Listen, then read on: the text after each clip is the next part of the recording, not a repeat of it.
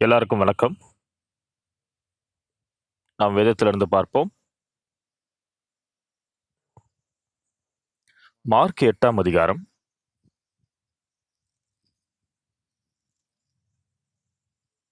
Mark 8ஆம் அதிகாரம் 1ஆம் வசனத்திலிருந்து நான் வாசிக்கிறேன்.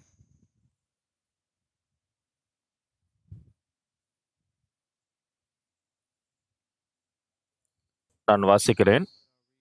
மார்க் 8ஆம் அதிகாரம் 1ஆம் வசனத்திலிருந்து நான் வாசிக்கிறேன். அந்த நாட்களிலே திரளான ஜனங்கள் கூடி வந்திருக்கையில், அவர்கள் சாப்பிடுகிறதற்கு ஒன்றுமில்லாத பொழுது, இயேசு தம்முடைய சீஷரை அழைத்து, ஜனங்களுக்காக பரிதபிக்கிறேன். இவர்கள் இப்பொழுது என்னிடத்தில் தங்கியிருந்த 3 நாளாய் சாப்பிட ஒன்றுமில்லாதிருந்திருக்கிறார்கள். இவர்களில் சிலர் தூரத்திலிருந்து வந்தவர்களாகையால், நான் இவர்களை பட்டினியாய் வீட்டிற்கு அனுப்பிவிட்டால் வழியில் சோர்ந்து போவார்களே என்றார். அதற்கு அவருடைய சீஷர்கள், இந்த வனாந்தரத்திலே ஒருவன் எங்கே இருந்து அப்பங்களைக் கொண்டு வந்து இத்தனை பேர்களை திருப்தியாக்கக் கூடும் என்றார்கள். அதற்கு அவர், உங்களிடத்தில் எத்தனை அப்பங்கள் உண்டு என்று கேட்டார். அவர்கள் 7 அப்பங்கள் உண்டு என்றார்கள். அப்பொழுது அவர் ஜனங்களை தரையிலே பந்திருக்க கட்டளையிட்டு, அந்த 7 அப்பங்களையும் எடுத்து ஸ்தோத்திரம் பண்ணி பிட்டு அவர்களுக்கு பரிமாறும்படி சீஷர்களிடத்தில் கொடுத்தார். அவர்கள் ஜனங்களுக்கு பரிமாறினார்கள். சில சிறு மீன்களும் அவர்களிடத்தில் இருந்தது. அவர் அவைகளையும் ஆசீர்வதித்து அவர்களுக்கு பரிமாறும்படி சொன்னார்.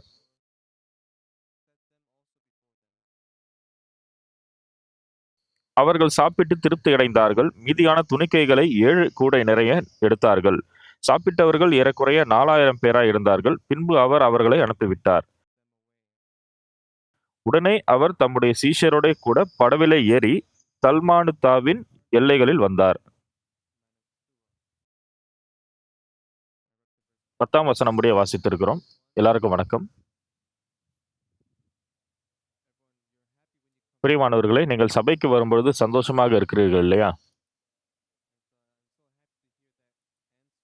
இந்த பதிலை கேட்கும் பொழுது நான் ரொம்ப சந்தோஷமாக இருக்கிறேன். நீங்க சபைக்கு சீக்கிரமா வர விரும்புறீங்களா? நீங்கள் சபைக்கு அதிகாலையில் எல்லாம் வரப்போறதில்ல. ஆனால் நீங்கள் சபைக்கு வந்து சகோதர, சகோதரிகள் அனைவருடன் கூட இருப்பதை நினைத்து நான் ரொம்ப சந்தோஷப்படுகிறேன். இப்பொழுது நான் இங்கே உங்களிடத்துல பேசுவதற்கு ரொம்ப ஆவலாக இருக்கிற காரணத்தினால் வந்து பேசவில்லை. ஆனால் நீங்கள் வேதத்தில் இருக்கிற தேவனுடைய இருதயத்தை பார்த்தால், உங்களுடைய இருதயம் தேவனுடைய இருதயத்தோடு நெருங்கி இருக்க முடியும். அது ஒன்றாக இருக்க முடியும்.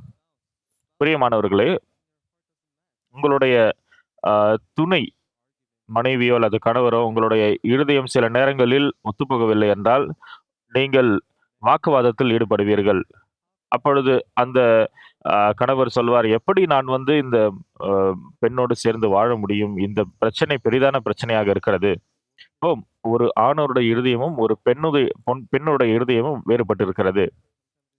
சில நேரங்களில் நீங்கள் பார்க்கும் பொழுது அது ஒரு பெரிய பிரச்சனையாக தோன்றாது.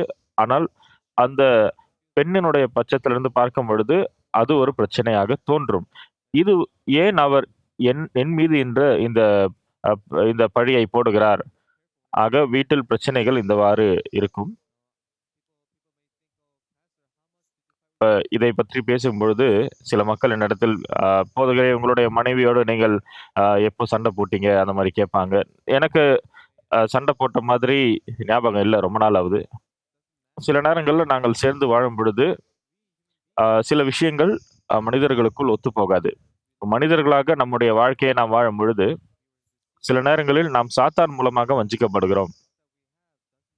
நமக்கு இருக்கிற பல்வேறு பழக்கங்கள் தேவனோடு ஒத்துப்போகாத காரியங்களாக இருக்கும். பார்ப்பதற்கு நீங்கள் இயல்பாக இருப்பதைப் போல தோன்றும். ஆனால் அந்த இயல்பான உங்களுடைய அந்த நடத்தை தேவனுக்கு விரோதமாக இருக்கிறது. நீங்கள் தேவனுக்கு முன்பாக வந்து, நீங்கள் தேவனுக்கு விரோதமாக போயிருக்கிறீங்க அப்படின்னு சொல்லிட்டு நீங்க பார்க்கிறப்ப, நீங்க சபைக்கு வந்து நீங்கள் தேவனுடைய ஊழியத்தை செய்யும் பொழுது, இப்ப நீங்கள் ஆவிக்குரிய வாழ்க்கை வாழும்பொழுது, நாம் எப்படி இயேசுவாக மாறுவது, எப்படி இயேசுவைப் போல மாறுவது என்று நமக்கு தெரியாமல் போகிறது. நாம் வேதத்தை வாசிக்கும் பொழுது, நீங்கள் தேவனுடைய இருதயத்தை காண முடியும். பார்ப்பதற்கு அது வெறும் வார்த்தைகள் போல தான் தெரியும். ஆனால் நீங்கள் வேதத்தினுடைய வார்த்தைகளை பார்க்கும் பொழுது, அவருக்கு இரக்கம் இருக்கிறது என்று வருகிறது. அவர் என்ன சொல்லுகிறார்? அ எனக்கு இந்த திரளான ஜனங்கள் மீது இரக்கம் இருக்கிறது. நான் ஜனங்களுக்காக பரிதபிக்கிறேன். நீங்கள் தேவனுடைய இருதயத்தை புரிந்து கொண்டால் தான் உங்களால இயேசுவோடு ஒன்றாக முடியும். சில நேரங்களில் நீங்கள் இயேசுவோடு ஒன்றாக விரும்புகிறீர்கள். ஆனால் அது வேலைக்காகாமல் போகிறது. சில நேரங்களில் தம்பதியினர் அவர்கள் அ ஒரு அவங்களுடைய கணவரோடு திருமணம் செய்து கணவரோடு சேர்ந்து வாழும் பொழுது, அவங்க அவருக்கு விரோதமா போறது அவங்க வேணும்னே பண்ணியிருக்க மாட்டாங்க.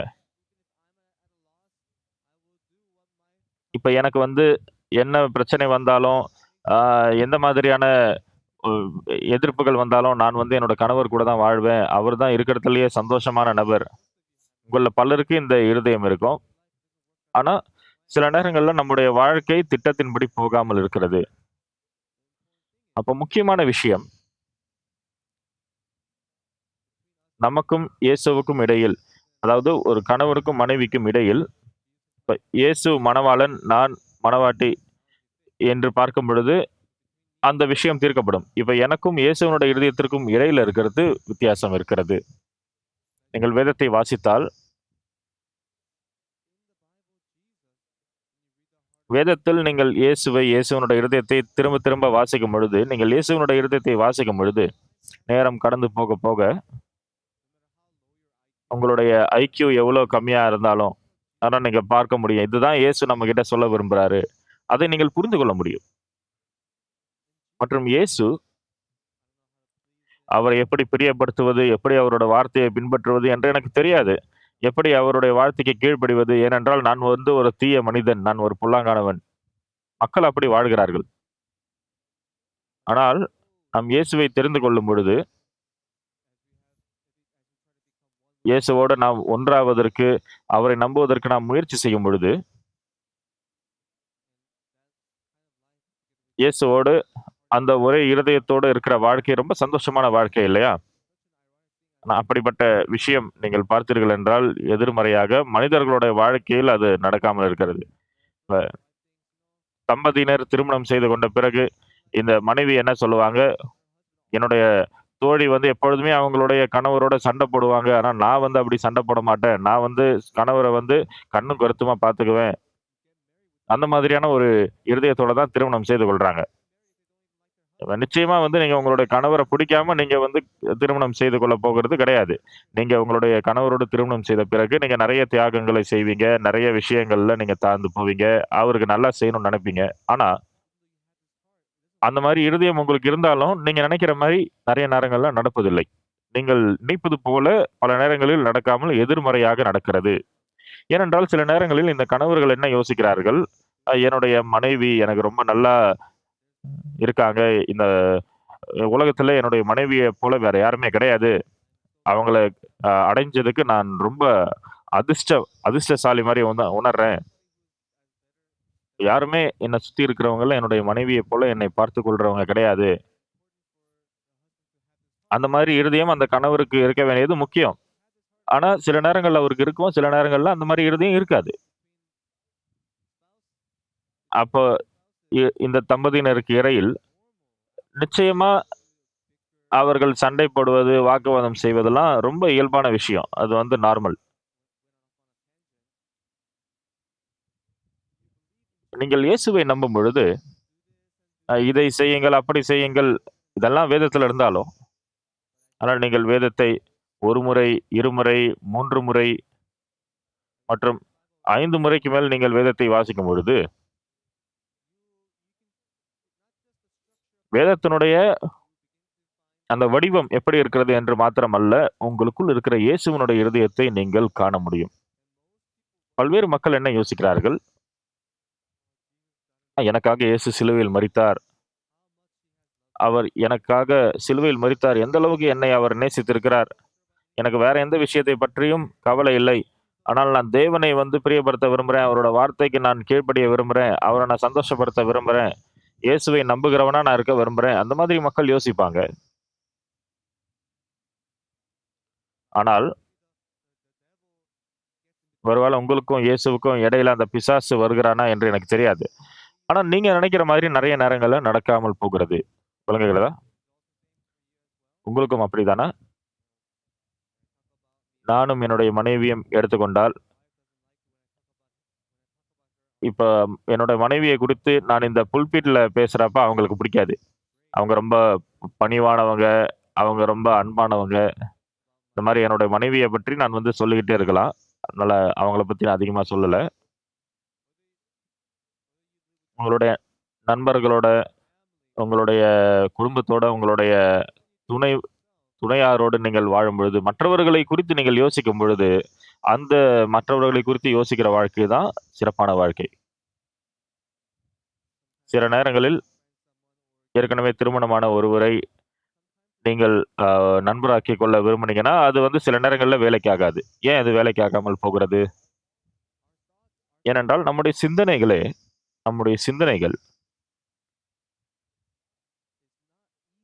அது தேவனுடைய வார்த்தையை இருக்கிற வண்ணமாகவே ஏற்றுக்கொள்ளக்கூடியது கிடையாது. நாம் சொல்லுகிறோம், "நான் இயேசுவினுடைய வார்த்தைய பின்பற்றுறேன். நான் இயேசுவ பின்பற்றுறேன்." ஆனா, அந்த வழியிலருந்து நான் விலகி போகிறேன். இப்ப தேவனுக்கு முன்பாக சில நேரங்கள்ல நான் தவறு செய்கிறேன். உண்மை. சில நேரங்கள்ல கணவருக்கும் மனைவிக்கும் இடையில, மனைவி கணவருக்கு இடையில அவர்கள் தவறு செய்யக்கூடும். ஆனால் கணவரும் மனைவியும் ஒரே மாம்சமா இருக்கிறார்கள். ஒரே சரீரமா இருக்கிறார்கள். சில நேரங்கள்ல 2 விதமான இருதயங்கள் நமக்கு இருக்கக்கூடும். ஆனால் அது சில நேரங்கள்ல சிறப்பாகவும் இருக்கக்கூடும்.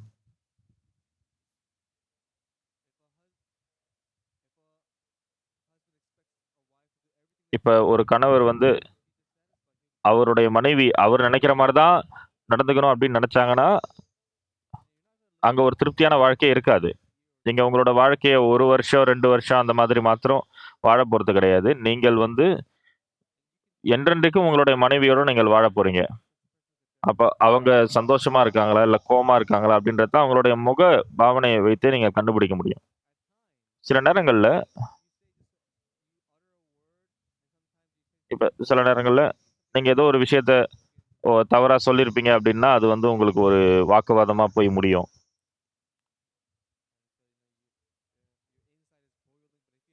இப்ப உங்களுக்குள்ள அது வந்து அப்படியே எரிஞ்சுகிட்டே இருக்கிற மாரி இருக்கும். இப்ப உங்களுடைய உள்ளுக்குள்ள வந்து அது அப்படியே எரியுது அப்படின்னு சொல்றது வந்து அவங்க சும்மா சொல்லுவாங்க. உள்ளுக்குள்ள எனக்கு பத்திட்டு எரியுது அந்த மாரி சொல்லுவாங்க. ஆனா அது அந்த மாரி கிடையாது. ஆனா நமக்கும் இயேசுவுக்கும் இடையில அதுவும் கூட ஒரு அருமையான, ஒரு சுவாரஸ்யமான ஒரு உறவாக இருக்கிறது. இயேசுவும் நாமும் நம்முடைய வாழ்க்கையை நாம் வாழும்பொழுது, நமக்கும் இயேசுவுக்கும் இருக்கிற அந்த உறவுக்கும், நமக்கும் இயேசுவுக்கும் இருக்கிற அந்த உறவுக்கும் முற்றிலும் வேறுபாடு இருக்கு. இப்ப நானும் என்னுடைய மனைவியும் அ என்னுடைய மனைவியும் நானும் இந்த உறவு வந்து வேறுபட்டிருக்கும். ஆனா, இயேசுவினுடைய உறவு, நானும் இயேசுவும் இருக்கிற அந்த உறவு வந்து ரொம்ப ஆழ்ந்த ஒரு உறவாக இருக்கிறது. அவர் வந்து எந்த மாரி நிபந்தனையாக இருந்தாலும் உங்களை ஏற்றுக்கொள்ள வல்லவரா இருக்கிறார். சில நேரங்கள்ல நீங்க தவறு செய்யக்கூடும் இல்லையா? சில நேரங்கள்ல நீங்கள் செய்யாம இருக்கணும்னு முயற்சி பண்ணுவீங்க. ஆனா, சில நேரங்கள்ல உங்களுடைய நண்பர்கள் வரும்பொழுது, நான் வந்து எப்படி அவர சந்தோஷப்படுத்துறதுன்னு தெரிந்துக்க விரும்புறேன். சில நேரங்கள்ல, இதற்கு மேல நம்மளால முடியாது. அந்த மாதிரி நம்ம யோசிக்கக்கூடும். ஏன்னா நம்ம வந்து மனிதர்கள். அதனால சில நேரங்கள்ல நாம் தவறு செய்யக்கூடும். அந்த மாரி நம்ம யோசிச்சோம்னா, வாழ்க்கைய வாழ்வது வந்து ரொம்ப ரொம்ப எளிமையான ஒரு வழியா இருக்கும். புரியுதுங்களா? ஓ! நான் வந்து ஒரு தவறு செய்துட்டேன். உங்களுடைய கணவர் இடத்துல நீங்க சொல்றீங்க. நான் அத செய்யணுன்ட்டு விரும்பல. ஆனா அந்த நேரத்துல என்னுடைய மைண்ட் சரியில்லன்னு நெனைக்கிறேன். அந்த மாதிரி நீங்கள் வந்து மன்னிப்பு கேட்டு, நீங்க தவறு செய்தத அவங்க கிட்ட நீங்க ஒப்புக்கொண்டீங்க அப்டின்னா, அந்த மாதிரி அந்த உறவுகள் வந்து சீராகும். இந்த வாழ்க்கையில நீங்க நெனைக்கிற மாரியே 100% எதுவும் நடப்பது கிடையாது. இந்த விஷயத்த நான் இந்த இடத்துல முடிச்சிடுறேன். நம்மளுடைய வாழ்க்கை இயேசுவுக்குள்ள. இயேசு சர்வ வல்லமையுள்ள தேவனாக இருக்கிறார். இயேசு அவருக்கு எந்த எல்லையும் கிடையாது. மற்றும் நானும் என்னுடைய மனைவிக்கும், எனக்கும் என்னோட மனைவிக்கும் இருக்கிற அந்த அ உறவு வந்து ரொம்ப முக்கியமானதா இருந்தாலும், ஆனா, அத விட முக்கியமானது எனக்கும் இயேசுவுக்கும் இருக்கிற அந்த உறவு. நீங்க இயேசுவோடு சேர்ந்து உங்களோட வாழ்க்கைய வாழணும்னா, நீங்க வேதத்தை வாசிக்கும் பொழுது, இயேசுவினுடைய இருதயம் என்ன? இயேசுவினுடைய இருதயத்தை நீங்கள் வேதத்தில கண்டுபிடிக்கும் பொழுது, நீங்கள் உங்களுடைய சிறப்பானத முயற்சி செய்யலனாலும், ஆனா இயல்பாகவே உங்களால உங்களுடைய சிறப்ப செய்ய முடியும். நான் இயேசுவோட எதிரியா இருக்கணும் அப்படின்ற அவசியம் இல்ல. இயேசுவுக்கு கெட்டவனா இருக்கணும்னு அவசியம் கிடையாது. நாம இயேசுவ பிரியப்படுத்துறவராகவும், நம்ம இயேசுவ சந்தோஷப்படுத்துறவராகவும் இருக்கலாம். ஆனா, சொல்றதுக்கு இது எளிதான விஷயம் தான். ஆனா, சில நேரங்கள்ல நம்ம இயேசுவ வெறுத்துகிறவர்களாகவும், அவர சோகப்படுத்துகிறவராகவும் இருக்கிறோம். இப்ப நான் வந்து இத மறுபடியும் செய்யக்கூடாது, அத மறுபடியும் செய்யக்கூடாது, அந்த மாரி நம்ம வந்து யோசிக்கிறோம். ஆனா, நாம எப்படி யோசிக்கிறோம்? நான் வந்து தவறு மாத்திரம் செய்யக்கூடிய மனுஷனா இருக்கேன்.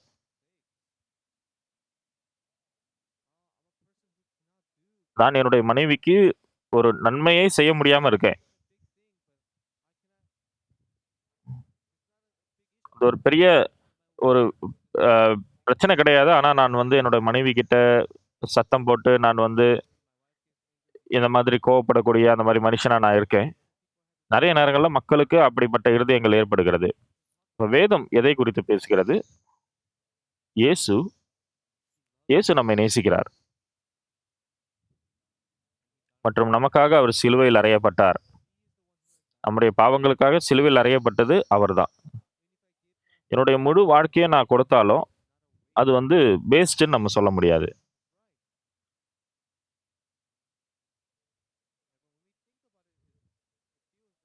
பார்ப்பதற்கு நம்ம அந்த மாதிரி உணர்றது போல தெரியும். ஆனா, நாம நேருக்கு நேரு விஷயங்கள சந்திக்கிறப்போ, எனக்கும் தேவனுடைய சிந்தனைக்கும் இடையில வித்தியாசம் இருக்கு. ஒரு கணவர் மனைவிக்கு இடையில இருக்கிற அந்த வித்தியாசத்த போல, எனக்கும் தேவனுக்கும் இடையில வித்தியாசம் இருக்கிறது. அதனால ரொம்ப சௌரியமான வழி என்னன்னு பார்த்தீங்கன்னா, "தேவனே, நான் உங்களுக்கு முன்னாடி ரொம்ப சிறப்பா செய்யக்கூடிய மனுஷன் கிடையாது. என்னுடைய மனைவி என்னோட திருமணம் செய்திருக்கிறாங்க.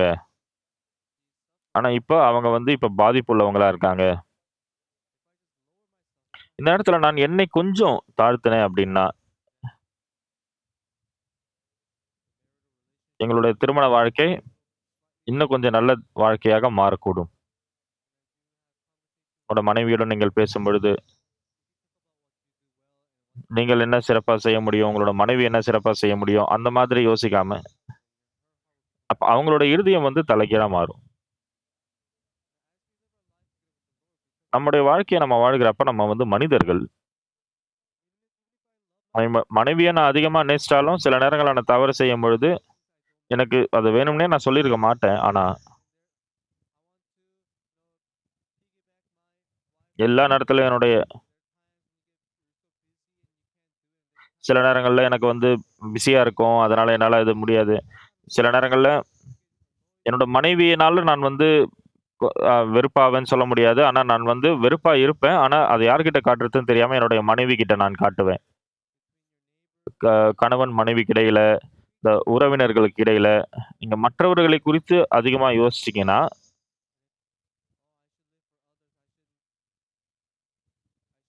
என்னோட மனைவிக்காக நான் வாழணும். அவங்களுக்காக, அவருக்காக நான் வாழணும். நான் திருமணம் செய்யும் பொழுது, நான் என்னோட மனைவிய வெறுப்பதற்கு எந்த ஒரு காரணமும் கிடையாது. அதனால தான் என்னோட மனைவியோட நான் வந்து ஆ திருமணம் செய்திருக்கிறேன். சில நேரங்கள்ல நீங்க உங்களோட மனைவி கிட்ட நல்ல விஷயத்த வெளிப்படுத்த முடியலன்னா, நீங்கள் வந்து கஷ்டமா உணர்வீங்க. உங்களோட மனைவிக்கு அவங்களோட இருதயம் வந்து ரொம்ப பெரிய மனசு இருந்ததுன்னா, அவங்களால புரிஞ்சுக்க முடியும். ஆனா,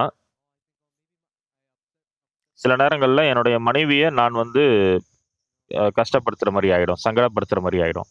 அத என்னால பார்க்க முடியுது. இதை நான் கண்டுபிடிக்கிறப்ப,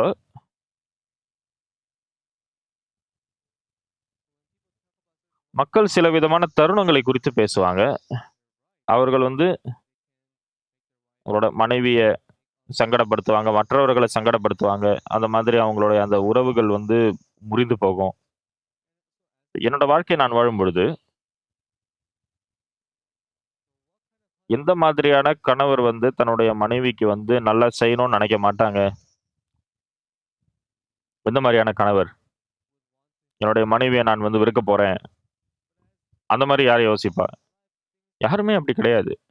மனிதர்களோட வாழ்க்கையில அவங்களுக்கு சில விதமான சங்கடமான விஷயங்கள் நடக்கலாம். ஆனா, நம்ம நெறைய நேரங்கள்ல அ அந்த மன்னிச்சிடுங்க அப்படின்னு கேட்கிற அந்த நிலைமையில இருக்கிறப்ப, வாழ்வு மேம்படுகிறதாக இருக்கிறது.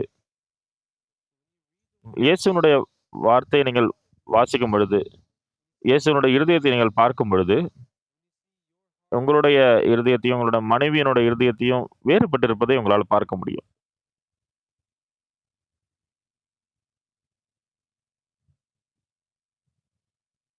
பிரியமானவர்களே, நீங்கள் இன்னும் தேவனோட இருந்தீங்கன்னா, உங்களோட வாழ்க்கை இன்னும் ஆசீர்வாதமான வாழ்க்கையா மாற முடியும். சில நேரம் நீங்க வந்து கோவப்படக்கூடும். எப்போ நீங்க கோவப்படுவீங்க? உங்களோட இருதயம் வந்து ஒத்துப்போகாதப்ப நீங்க கோவப்படுவீங்க.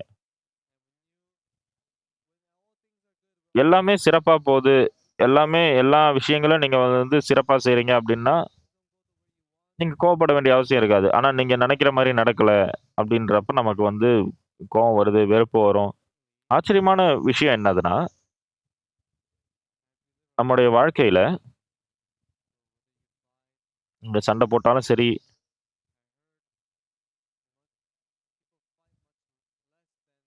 இதுக்கு முன்பாக இருந்தத விட மக்கள் வந்து சண்ட போடுறாங்க அந்த மாதிரி.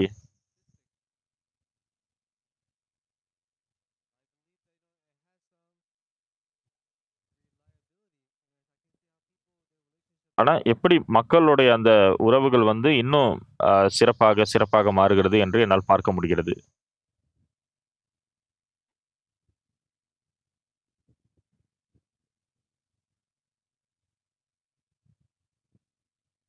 அப்போ நீங்கள் வந்து உங்களுடைய கணவர் கூட, உங்களோட மனைவி கூட நீங்க இன்னும் நெருக்கமாக இருக்க முடியும்.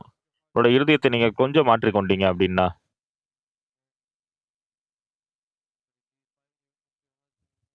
ஒவ்வொரு நாளும் ஆனா அதுக்கு பதிலா நீங்க வந்து உங்களுடைய கணவர் கூட, உங்களோட மனைவி கூட நீங்க சண்ட மாத்திரமே போட்டுட்டு இருக்கீங்க அப்டின்னா, அது உங்களுக்கு பிரச்சனையாகவே மாத்திரம் தான் இருக்கும். ஒரு ஆவிக்குரிய வாழ்க்கை வாழ்கிறப்போ அதே மாரி தான். நான் கடந்த வாரத்துல சபைக்கு போல. ஒரு வேள இந்த வாரம் நான் சபைக்கு போணும். அந்த மாதிரி அவங்க யோசிக்கிறப்ப, அந்த மாரி யோசிக்கிறதுக்கு பதிலா, நான் ஏன் சபைக்கு போணும்? நான் ஏன் சபைக்கு போணும் அப்டின்னா, நான் நல்லா செய்றேனோ, இல்லையோ அது முக்கியம் இல்ல. நான் வந்து என்னுடைய இருதயத்தை தாழ்த்தி, கடந்த முறை என்னால சபைக்கு வர முடியல. அதனால நான் சபைக்கு வரேன். பிரியமானவர்களே, நெறைய நேரங்கள்ல நான் வந்து ஒரே மாதிரியான ஆளாக இருந்தாலும், ஆனா என்னுடைய உணர்வுகளோட நான் வந்து பேசுகிறவனா இருக்கேன். இப்ப என்னால மற்றவர்களிடத்துல ரொம்ப சமாதானமா பேச முடியும். இப்ப முக்கியமான விஷயம் என்னதுன்னா,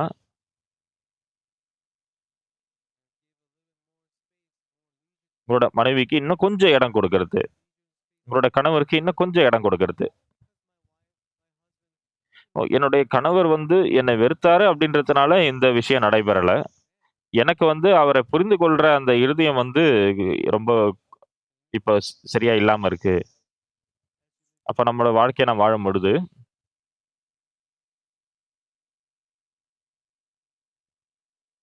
மார்க் 8ஆம் அதிகாரத்துல இந்த வார்த்தை இருக்கிறது. அதுல என்ன போடப்பட்டிருக்கிறது?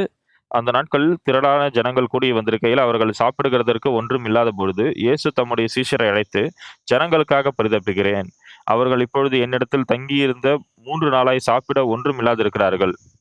அப்பொழுது இயேசு இப்ப அவர்கள் வந்து இயேசுவோட தான் இருக்காங்க. ஆனா அவங்க வந்து 3 நாளா வந்து இப்ப பசியோட இருக்காங்க.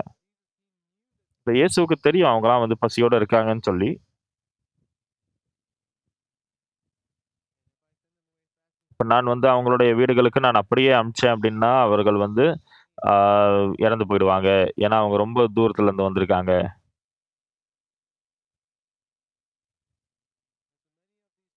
நெறைய பேர் வந்து வந்திருந்தாலும், இப்ப அவர்கள் வந்து நான் அவர்களை போஷிக்கவில்லை என்றால் அவர்களால் எப்படி சாப்பிட முடியும்? அவர்கள் போகிற வழியில மனமடிந்து போவாங்க. நான் அவர்களுடைய வீடுகளுக்கு அவர்களை எப்படி அனுப்பிச்சேன் அப்படின்னா, அவர்கள் வந்து தூரத்திலிருந்து அ வந்திருந்ததுனால வழியில சோர்ந்து போவாங்க. அதனால இயேசுவுக்கு தெளிவா தெரியும். இந்த நபர் வந்து பசியா இருக்கிறாரு. அவர் வந்து சரியா சாப்பிடல.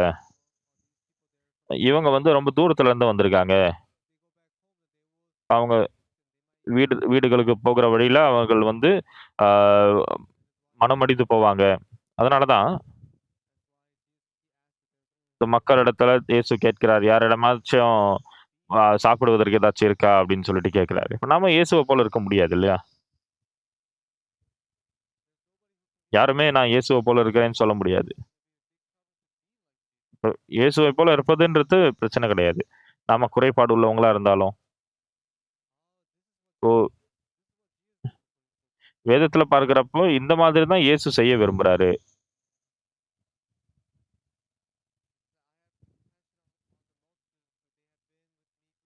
இயேசு என்ன சொல்றாரு? அவர்கள் என்னோட 3 நாள் இருந்திருக்காங்க. அவர்கள் சாப்பிடாம இருப்பதற்காக நான் அவர்களை பார்த்து பரிதபிக்கிறேன். அவர்கள் வந்து போகும் வழியில மனமடிந்து போவாங்க. இயேசு அந்த வகையில பேசும்பொழுது, இயேசு அவர்களை போஷித்து, அவர்களை வீடுகளுக்கு அனுப்புகிறார். நமக்கு இயேசுவை போல அந்த அப்பங்கள அதிகரிச்சு, அந்த திரளான ஜனங்களை போஷிக்கணும் அப்படின்ற அந்த திராணி நமக்கு இல்ல. அது இன்னொரு விதத்துல சொல்லணும்னா, இயேசு இங்க என்ன செய்தாரோ, அதே மாரி செய்யறதுக்கு நமக்கு திராணி கிடையாது. நம்மால இயேசுவ ரொம்ப நல்லா பின்பற்றி போக முடியுமா? நம்மளால முடியாது. நான் இயேசுவ போல இல்ல என்றாலும், நான் சிறப்பா செய்யணும். அந்த மாதிரியான இருதயம் உங்களுக்கு இருந்தது இல்லையா? அந்த இருதயம் உங்களுக்கு இருந்திருக்கு இல்லையா?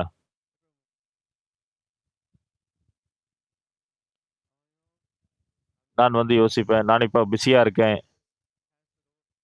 இந்த விஷயத்த நம்ம அப்படியே ஆ தவிர்த்துட்டோம்னா நல்லாருக்கும். உங்களுடைய அந்த உறவுகளுக்கு நடுவுல, உங்களுடைய நண்பர்களுக்கு நடுவுல, உங்களுடைய ஆ அப்பா, அம்மா, கணவன், மனைவி நடுவுல, எல்லாம் நம்மளோட சொந்த சிந்தனையினால. அது உங்களுடைய குடும்ப உறவு, உங்களுடைய நண்பர்களுக்கு இடையில இருக்கிற அந்த உறவு, அத நீங்க ரொம்ப எளிமையா சொல்லணும்னா, திருமணமான தம்பதியினர் யாருமே அவங்களுடைய கணவரையோ, இல்ல அவங்களோட மனைவியையோ அவங்க வந்து வெறுப்பது கிடையாது. ஆனா சில நேரங்கள்ல ஆ நான் பேசுகிறது கொஞ்சம் ஆ அவங்கள வருத்துகிறதா இருக்கலாம். நான் பேசுகிறது கொஞ்சம் ஆ வெறுப்புல பேசலாம். அ கணவர்கள் கணவர்கள் என்ன பண்ணுவாங்கன்னா, இந்த விஷயத்த நம்ம அப்படியே தாண்டி போயிடலாமே. இதற்காக ஏன் சண்டை போடணும்? சில நேரங்கள்ல நீங்க கோவப்படுறப்போ உங்களுடைய மனதிற்கு எதுவுமே தோணாது. இப்ப இயேசு என்ன சொல்றாரு? ஜனங்களுக்காக பரிதபிக்கிறேன்.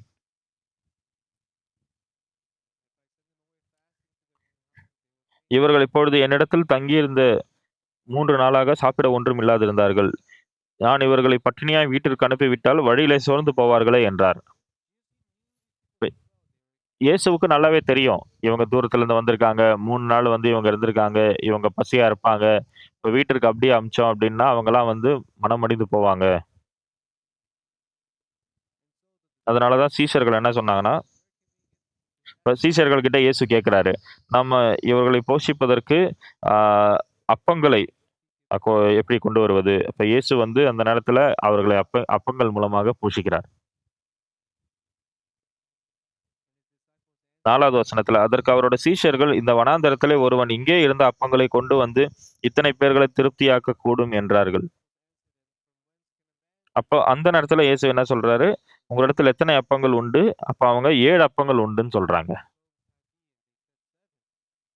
அந்த 7 அப்பங்கள வச்சுட்டு, இயேசு 7 அப்பங்கள கொண்டு அவர் வந்து 100ஆகவும் மாற்ற முடியும், 700ஆகவும் மாற்ற முடியும், 1000ஆவும் மாற்ற முடியும். அவர் எடுத்துக்கொண்ட அந்த 7 அப்பங்கள்,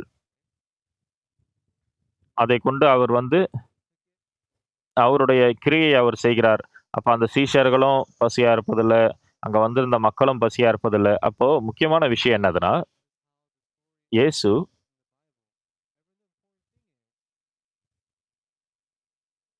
அவருக்கு வந்து அங்க ஜனங்கள் பசியா இருக்கிறாங்க அப்படின்றது தெரியும். அதனால அவங்களுக்கு அப்பங்கள் ஏற்பாடு செய்யறத இயேசு செய்றாரு. இயேசுவின் மூலமா எல்லாமே சாத்தியமான விஷயம்.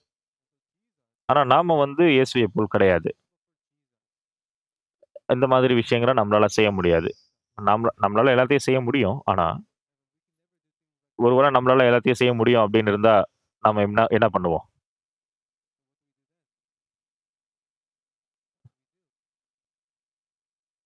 நம்ம வந்து அ அந்த விஷயத்திற்காக நான் நான் வந்து நன்றியா இருப்பேனா? தேவனைப் பற்றி யோசித்து பார்ப்பேனா? நான் தேவனை குறித்து யோசிக்கும் பொழுது, தேவனுடைய வார்த்தையை குறித்து நான் நோக்கி பார்க்கும் பொழுது, நாம் இயேசுவோடு ஒன்றாகிறோம்.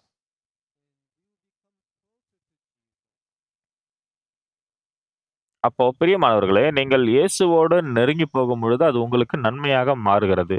எனக்கும் கூட. நானும் கூட ஆ இயேசுவோடு நான் நெருங்கி போகும்பொழுது, எனக்கு அது நன்மையாக மாறுகிறது. ஆனா, என்னால இயேசுவைப் போலவே செய்ய முடியாது.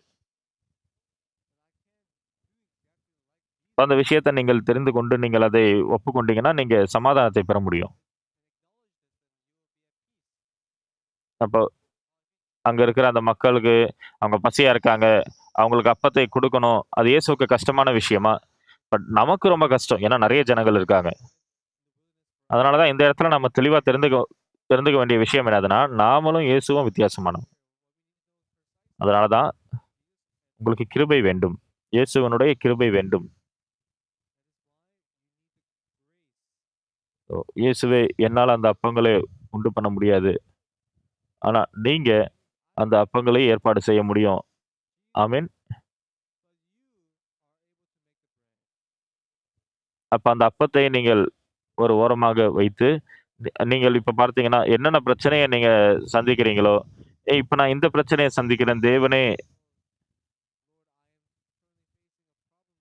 இந்த பிரச்சனைய நீங்க எனக்காக தீர்க்க மாட்டீங்களா? நீங்க தேவன் தானே! நாங்கள் உம்மை நோக்கி பார்க்கிறோம்.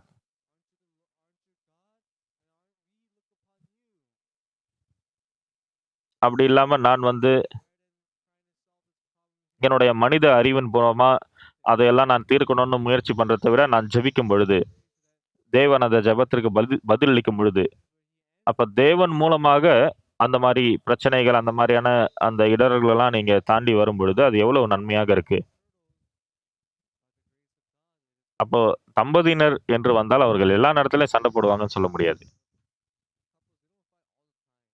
நாம நெனைக்கிறோம், இப்ப ஒரு வேள இப்ப என்னுடைய இருதயமும், என்னுடைய மனைவியினுடைய இருதயமும் ஒத்து போகல. இப்ப நாம வந்து கொஞ்சம் நடுவுல ஒரு பிரேக் எடுத்துக்கலாம். ஒரு 30 நிமிஷம் பிரேக் எடுத்துக்கலாம். இல்ல ஒரு 10 நிமிஷம் பிரேக் எடுத்துக்கலாம். அதுக்கப்புறம் உங்களோட இருதயத்துல நீங்க அந்த ஒரு இடத்த நீங்க குடுத்தீங்க அப்டின்னா, உங்களுடைய உறவு வந்து ரொம்ப அருமையான உறவா மாற முடியும்.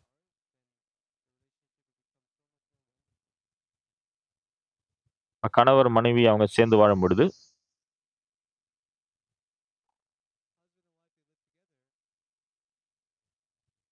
நெறைய நேரங்கள்ல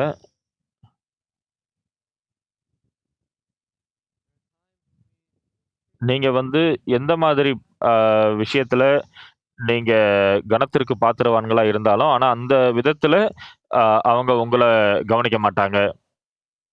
அப்ப அந்த நேரத்துல உங்களுக்கு கோவம் வரும். இல்ல மனைவிக்கு கோவம் வரும். ஏன் அவங்க இந்த சின்ன விஷயத்துக்கு கோவப்படுறாங்க அப்படின்னு நமக்கு தோணும். ஒருவேளை இன்னைக்கு ஏதோ நடந்திருக்கும். அதனால அவங்க கொஞ்சம் கவலையா இருக்காங்க போல. அந்த மாதிரி உங்களுக்கு புரிந்து கொள்ற இருதயம் இருந்தது அப்படின்னா, உங்களுடைய உறவு வந்து மேம்படும். நீங்க கணவன், மனைவியாகவே சேர்ந்து வாழ முடியும். நீங்க கணவன், மனைவியாக வாழும் பொழுது. மற்றும் கணவர் வந்து மனைவிக்காக வாழ முடியும்.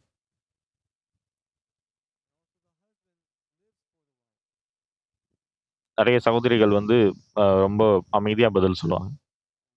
இப்ப பிரியமானவர்களே, உங்களோட இருதயத்துல உங்களுக்கு அந்த ஒரு சௌரியம் ஏற்படும் பொழுது, அதாவது அ அந்த ஒரு ஸ்பேஸ் நீங்க குடுக்குறீங்க அப்டின்னா, ஓ! நீங்க எனக்காக இவ்வளவு உழைக்கிறீங்க.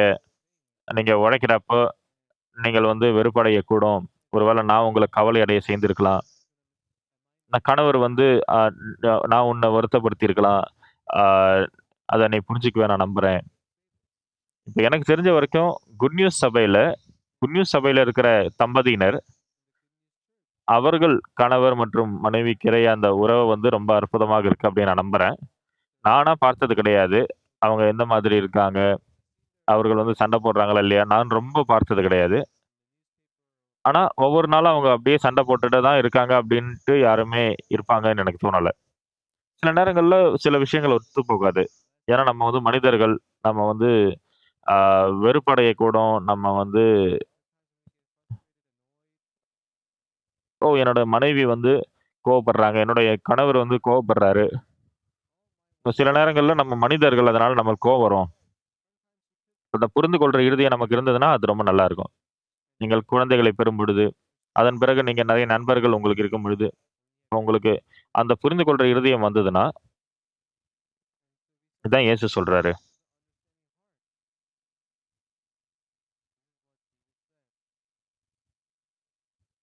மார்க் 8ஆம் அதிகாரம் 3வது வசனத்துல, இவர்களில் சிலர் தூரத்திலிருந்து வந்தவர்களாகையால், நான் இவர்களை பட்டினியாய் வீட்டிற்கு அனுப்பிவிட்டால், வழியில் சோர்ந்து போவார்களே என்றார்.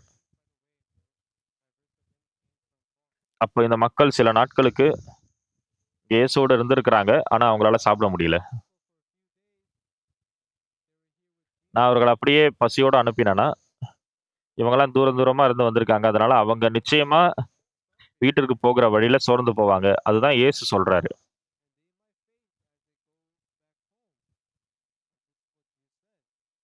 4ஆம் வசனத்துல, அதற்கு அவருடைய சீஷர்கள், இந்த வனாந்தரத்திலே ஒருவன் எங்கே இருந்து அப்பங்களை கொண்டு வந்து இத்தனை பேர்களை திருப்தியாக்கக்கூடும் என்றார்கள். அதற்கு அவர், உங்களிடத்தில் எத்தனை அப்பங்கள் உண்டு என்று கேட்டார். அவர்கள் 7 அப்பங்கள் உண்டு என்றார்கள். அப்பொழுது அவர் ஜனங்களை தரையிலே பந்திருக்க கட்டளையிட்டு, அந்த 7 அப்பங்களை எடுத்து, ஸ்தோத்திரம் பண்ணி பிட்டு அவர்களுக்காக பரிமாறும்படி சீஷரிடத்தில் கொடுத்தார். அவர்கள் ஜனங்களுக்கு பரிமாறினார்கள். சில சிறு மீன்களும் அவர்களிடத்தில் இருந்தது. அவர் அவைகளையும் ஆசீர்வதித்து அவர்களுக்கு பரிமாறும்படி சொன்னார்.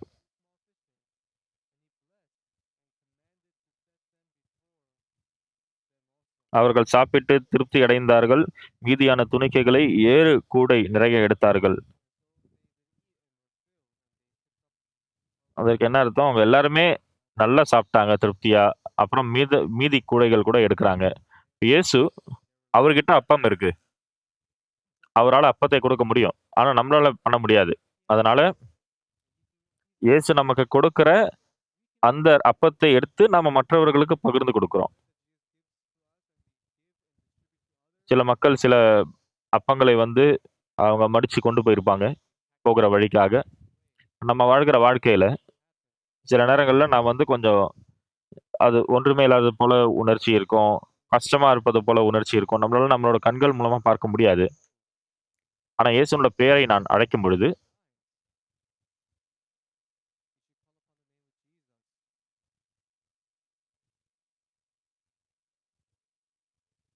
அப்ப இயேசுவுக்காக நம்ம அ பொறுமையோட காத்திருக்க வேண்டும். நாம் தேவனை நோக்கி பார்க்க வேண்டும். தேவனுடைய இருதயம் நமக்கு இருக்க வேண்டும். இப்ப என்னுடைய இருதயம் இன்னும் மேம்பட்ட ஆ வாழ்க்கையாக என்னோட வாழ்க்கை மிகவும் மேம்பட்ட வாழ்க்கையாக மாறும்.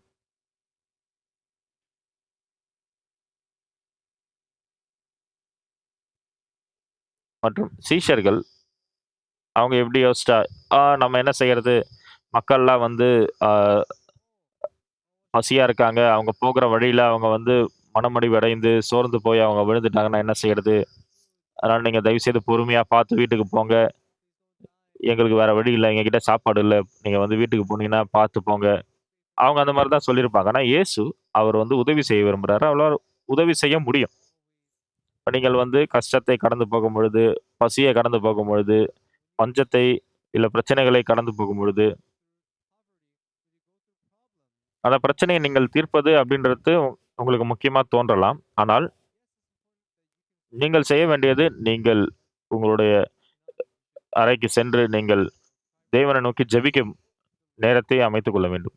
ஆ எனக்கு இப்போ அதுக்குரிய அந்த திராணி இல்ல. இயேசுவே எனக்கு உதவி செய்யுங்க.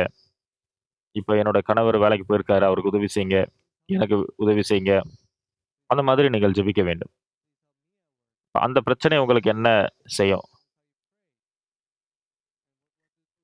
அந்த உங்களோட வாழ்க்கையில இருக்கிற கஷ்டம் உங்கள இயேசுவுக்கு நெருக்கமாக கொண்டு போகும். உங்களோட சொந்த வழியோ, உங்களோட சொந்த முறைமையின்படி இல்ல. ஒருவேள உங்களோட வழி, உங்களுடைய முறைமைகள வச்சு நீங்க அத தீர்க்க முடியும். ஆனா நீங்க இயேசுவ நம்பி வாழ்ந்தீங்கன்னா, உங்களோட வாழ்க்கை ரொம்ப பிரகாசமான, சந்தோஷமான வாழ்க்கையா மாற முடியும். மற்றும் பல்வேறு நேரங்கள்ல, நெறைய நேரங்கள்ல தொடர்ந்து நீங்கள் இயேசுவை நோக்கி பார்க்க வேண்டும். அப்ப இயேசு நிச்சயமாக உங்களுக்கு உதவி செய்வார். நீங்க அவரை அனுபவிக்க முடியும். நான் சொன்னது போல என்னோட வாழ்க்கையில சில நேரங்கள்ல எனக்கு கஷ்டம் இருந்திருக்கு. சில நேரங்கள்ல எனக்கு நெறைய குறைபாடுகள் இருந்திருக்கு. ஆனா இயேசுவினுடைய உதவியின் மூலமா என்னால ஒரு நல்ல வாழ்க்கைய வாழ முடிஞ்சிருக்கு. அப்ப இந்த வாழ்க்கையில என்னால நல்லா பிரசங்கம் செய்ய முடிஞ்சிருக்கு. நல்லா சாப்பிட முடிஞ்சிருக்கு. நீங்க எல்லாருமே அந்த ஆசீர்வதிக்கப்பட்ட ஆசீர்வாதமான மக்களாக மாற முடியும். குறிப்பா நம் மத்தியில யாரெல்லாம் கஷ்டத்துல விழுந்து போகிறார்களோ, அந்த கஷ்டத்தை நம்மால சமாளிக்க முடியலன்னா, நீங்க அப்படியே வழியில மாத்திரம் இருந்துராம, நீங்க ஜெபித்து உங்களோட பிரச்சனைகளை இயேசுவினிடத்துல நீங்கள் கொடுக்க வேண்டும். அப்ப மக்கள்லாம் சாப்பிட்டு அவர்கள் திருப்தியானது போல, நீங்களும் இயேசுவின் மூலமாக ஆசீர்வதிக்கப்பட முடியும். நேரத்திற்கு நேரம் நீங்கள் தேவனை நோக்கி ஜெபிக்கும் பொழுது, உங்களுடைய குழந்தைகளோட எதிர்காலத்திற்காக ஜெபியுங்க. அவருடைய பள்ளிக்கூடத்திற்காக ஜெபியுங்க. உங்களுடைய க திருமணத்திற்காக ஜெபிங்க. உங்களுடைய பேரப்பிள்ளைகளுக்காக ஜெபிங்க. உங்களோட வாழ்க்கைய இயேசுவோட நெருக்கமான வாழ்க்கையா வாழுங்க.